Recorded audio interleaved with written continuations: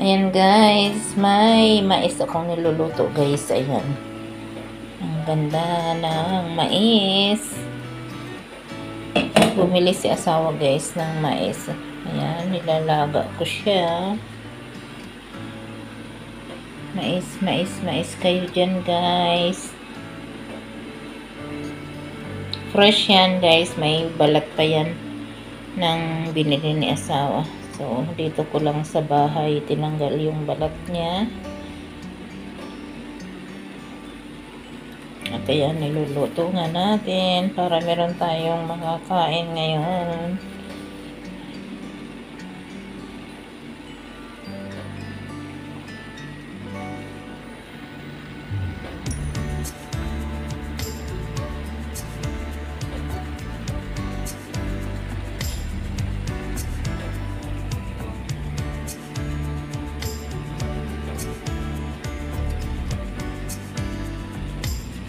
Buti na lang at bumili si asawa ng mais at makakakain ako ngayon ng mais.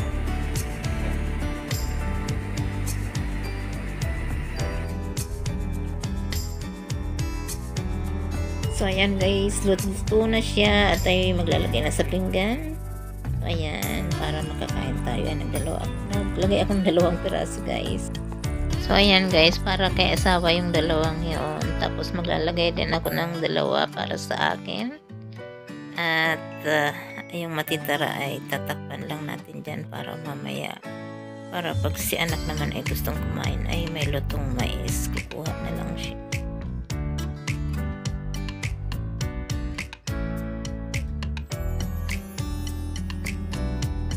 So ito guys, tikman na natin. Mainit pa yan guys, kaya hindi ko pa siya makagat guys. So ganyan lang muna. Pag kumukuha ko pa isa-isa kasi mainit guys.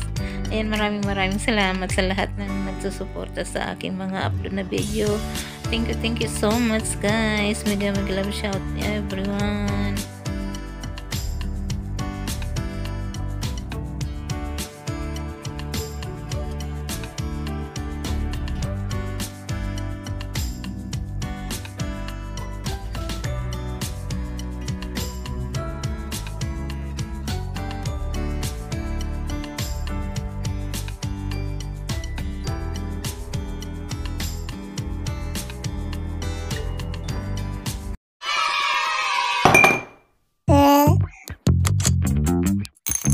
Hey.